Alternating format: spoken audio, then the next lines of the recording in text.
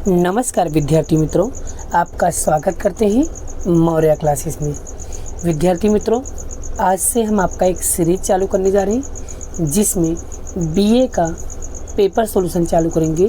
Standard 12th commerce arts इन दोनों के लिए बड़ा हिंदी मीडियम में मैं आप लोगों को मटेरियल्स प्रोवाइड करूंगा, जिसमें पूरा का पूरा हिंदी में आपका मिलेगा। गाला का पूरा सॉल्यूशन कराने वाला हूं। तो चलिए आज गाला के बीए का पेपर नंबर 1 से लेकर 6 तक के सारे पेपर आपको मैं यहाँ पर कराने वाला हूं। तो पेपर कराने से पहले मैं आपको एक छोटी सी मोटिवेशनल कोट्स बोलना चाहता हूँ, ध्यान से सुनना, ठीक है। अगर आप लोगों को अच्छा लगे तो प्लीज़ एक बार कमेंट ज़रूर करना। तू दौड़ में अव्वल आए ये ज़रूरी नहीं, तू सबको पीछे छोड़ दे ये ज़रूरी नहीं, ज़रूरी है तेरा दौड़ में शामिल होना, ज़रूरी है तेरा गिरकर फिर से खड़े होना। ज़िंदगी में इम्तिहान बहुत होंगे, आज जो आगे हैं कल तेरे पीछे होंगे। बस तू चलना मत छोड़ना, बस तू लड़ना मत छोड़ना। मेरे इस मोटिवेशनल से आपको जो भी सीख मिली हो, एक बार अपना एक्सपीरियंस ज़रूर शेयर करना। मेरा कहने का मतलब है कि आप अभी से अगर आपने तैयारी करना शुरू नहीं किया तो प्लीज़ अभी से ही, आज से ही आप तैयारी करना शुरू कर दो। और डेफिनेटली मैं आपका पूरा का पूरा सीरीज़ वाइज, सेक्शन वाइज मैं आपकी तैयारी करा दूंगा। आप अभी भी आपके पास टाइम है 1 महीने का कि आप अच्छे में अच्छा तैयारी करके आप अच्छा स्क्वायर कर सकते हो, लेकिन आपको करना पड़ेगा, ठीक है। हर चीज़ पकाया आपको चीज़ें नहीं मिलेगी, आपको वो चीज़ें करना पड़ता है, ठीक है। तो चलिए टाइम को ना वेस्ट करते हैं, पेपर की शुरुआत करते हैं। आज न्यू गाला पेपर नंबर 1 सेक्शन बी। तो उसका पहला क्वेश्चन है यहाँ पर स्टार्ट हो रहा है। हमारा पहला क्वेश्चन चालू हो रहा है कि विज्ञान अर्थात क्या, विज्ञान किसे कहते हैं, विज्ञान का मतलब क्या होता है। तो चलिए, विज्ञान का अर्थ होता है कि व्यवस्थित और विशिष्ट प्रकार का ज्ञान। क्या होता है? व्यवस्थित और विशिष्ट प्रकार का ज्ञान, जिससे नियम और सिद्धांत स्थापित किए जा सकते हैं तथा कार्य कारण संबंध स्थापित कर सकते हैं, उसे हम क्या कहते हैं? विज्ञान कहते हैं। आई होप कॉन्सेप्ट क्लियर हो गया। चलिए सेकंड क्वेश्चन, गति निरीक्षण। गति निरीक्षण का मतलब क्या होता है? गति निरीक्षण का क्या अर्थ होता है? तो अनावश्यक गलत दिशा में होने वाले अकार्य चेष्टाओं से उत्पन्न होने वाले दुरुपयोग को दूर करने की पद्धति को हम क्या कहते हैं? गति निरीक्षण, ठीक है। तीसरा क्वेश्चन, व्यवस्था तंत्र किसे कहते हैं? व्यवस्था तंत्र की यहाँ पर मैंने 2 परिभाषा लिखाए हैं। इन दोनों में से जो भी परिभाषा आपको याद हो जाए आप वो परिभाषा लिख सकते हैं, ठीक है।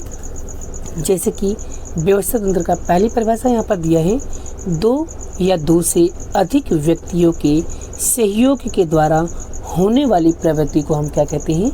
व्यवस्था तंत्र।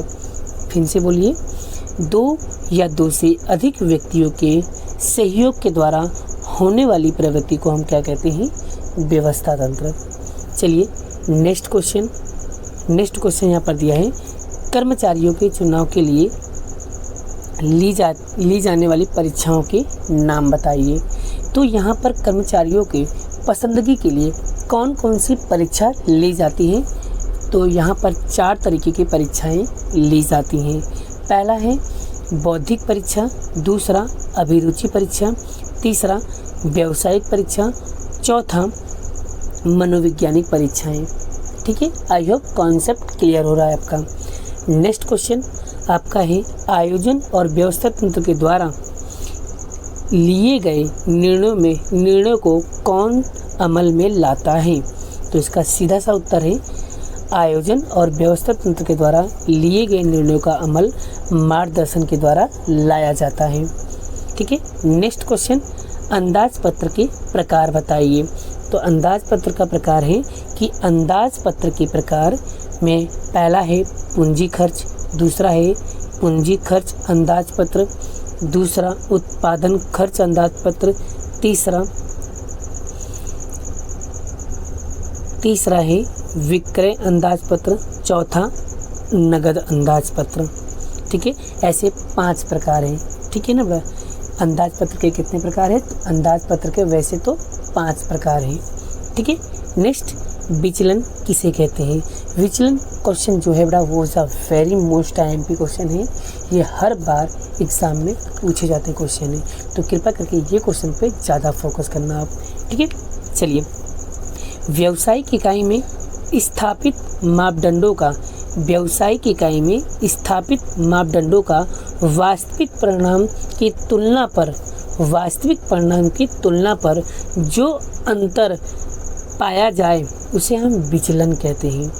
ठीक है, विचलन मतलब व्यावसायिक इकाई में स्थापित मापदंडों का वास्तविक परिणामों से तुलना करने पर जो अंतर पाया जाए उसे हम कहते हैं विचलन।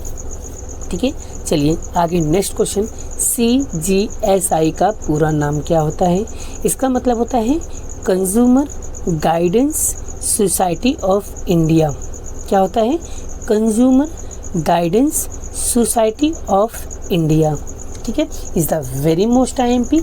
ऐसे टाइप के फुल फॉर्म हर बार एग्ज़ाम में पूछे जाते हैं, तो कृपया करके 11 चैप्टर में जितने भी फुल फॉर्म हैं उस चैप्टर को अच्छे से फुल फॉर्म जरूर याद करना। नेक्स्ट क्वेश्चन आपका आता है व्यक्तिगत विक्रय कैसे कहते हैं, जो चैप्टर नंबर 10 में है। आप देख के और अच्छे से याद कर सकते हो। ठीक है, इसके बहुत सारे डेफिनेशन हैं, लेकिन मैं सबसे ईजी वाला डेफिनेशन आपके लिए प्रस्तुत किया हूँ। चलिए, विक्रयकर्ता के द्वारा संभावित ग्राहक को उत्पादक का निर्देशांक करके संभावित ग्राहकों को वास्तविक ग्राहक के रूप में परावर्तित कर देना और ग्राहकों का शंका का समाधान करना, अर्थात विक्रय व्यक्ति विक्रय। क्लियर? नेक्स्ट क्वेश्चन 10वां, जनहित मतलब कि सार्वजनिक हित के लिए कौन सी अदालत में जा सकते हैं? तो इसका उत्तर आएगा सार्वजनिक हित के लिए आवेदन राज्य और उच्च न्यायालय मतलब कि मतलब हाई कोर्ट में अथवा देश के सर्वोच्च न्यायालय मतलब कि सुप्रीम कोर्ट में कर सकते हैं।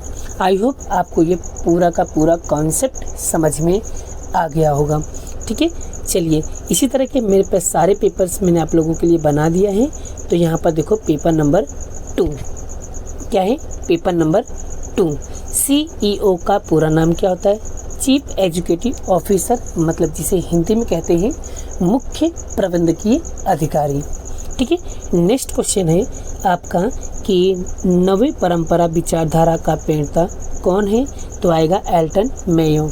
क्या आएगा? Elton Mayo. नेक्स्ट क्वेश्चन, केंद्रीकरण की सीमा क्या है?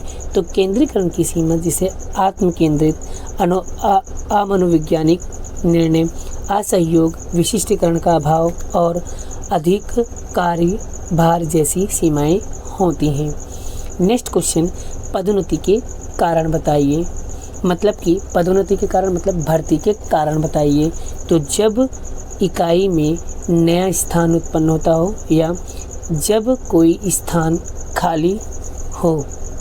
मार्गदर्शन के तत्व बताइए। मार्गदर्शन के 4 तत्व हैं। पहला है निरीक्षण, अभिप्रेरणा, नेतृत्व और सूचना संचार। छठा क्वेश्चन, देखो और आगे बढ़ने का सिद्धांत कब अपनाया गया था? क्रमवार आगे बढ़ते हैं तब देखो और आगे बढ़ो का सिद्धांत अपनाया गया था। Is the very very very most important question माना जाता है। कार्य का मापन किस लिए आवश्यक है? तो कार्य अथवा कामगिरी का मापन पूर्व निर्धारित स्तरों का अनुरूप ही कार्य हो रहे या नहीं, यह जानने के लिए कार्यों का मापन करना अति आवश्यक है। नेक्स्ट क्वेश्चन 8वां, CUTS का पूरा नाम बताइए। तो कंज्यूमर यूटिलिटी ट्रस्ट सोसाइटी। मैंने आप लोगों को पहले भी बताया था कि चैप्टर नंबर 11 में से एक फुल फॉर्म कन्फर्म है, वो आएगा आएगा आएगा। इसलिए मैं आप लोगों को पहले कह रहा हूँ, बार बार कह रहा हूँ कि चैप्टर नंबर 11 के जितने भी फॉर्मूला है, जितने भी शॉर्ट क्वेश्चन का फुल फॉर्म है, उसे आपको अच्छे से लर्न कर लेना है। ठीक है, चलिए BIS का कार्य बताइए। तो ये भी बहुत इम्पोर्टेंट क्वेश्चन है, याद कर लेना। औद्योगिक उत्पादनों का वर्गीकरण भारतीय प्रमाण संस्था। औद्योगिक उत्पादनों का वर्गीकरण भारतीय प्रमाण संस्था करती है। चलिए 10वां, खरीदी हुई वस्तु का बिल किस लिए ज़रूरी है? तो इसका उत्तर आएगा, जब खरीदी हुई वस्तु या सेवा का यदि नुकसान वाली हो या दिए गए भरोसे के निम्न कक्षा का हो या ग्राहकों के अधिकार का भंग करता हो या इसके लिए ग्राहकों का सुरक्षा फोरम या शिकायत करनी हो, या तो खरीद का प्रमाण के रूप में बिल प्रस्तुत करना अनिवार्य है। इन शॉर्ट इसका मतलब होता है, यदि आपने कोई वस्तु को खरीदा है या कोई सेवा आपने दिया है या कोई वस्तु आपने दिया वो नुकसान है या ख़राब हो गई हो, या आपने अपने भरोसे पे आपने कोई चीज़ों को ग्राहकों को संतुष्ट किया है, या ग्राहकों के अधिकारों को आपने क्या कर दिया, उनके जो राइट्स होते हैं उन्हें आपने क्या कर दिया, भंग कर दिया है, या ग्राहकों को फोरम मतलब कोई फोरम दिया, मतलब कोई भी कंप्लेन हो, कोई भी प्रॉब्लम्स होती है तो आप उसमें क्या करते हैं, शिकायत कर सकते हैं। ये सारी चीज़ें किसके अंदर लिखा होता है? बिल के अंदर लिखा होता है।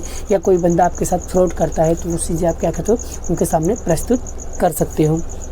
ठीक है, ऐसे मैंने क्या कर दिया है, पूरा का पूरा PDF आप लोगों के लिए प्रस्तुत किया हुआ है। तो ठीक है, तो बाकी की नेक्स्ट वीडियो में नया सेक्शन के साथ हम आपको मिलेंगे। ठीक है, आज का वीडियो हम यहीं पे ख़त्म करते हैं। और जिन लोगों को ये PDF चाहिए तो उसे क्या करना होगा, इसी वीडियो के अंदर आपको पासपोर्ट मिल जाएगा। आप उस पासपोर्ट को खोल करके आप उस वीडियो को ओपन कर सकते हो। ठीक है, चलिए, जय श्री कृष्ण, राधे कृष्ण की जय, जय माता दी दोस्तों।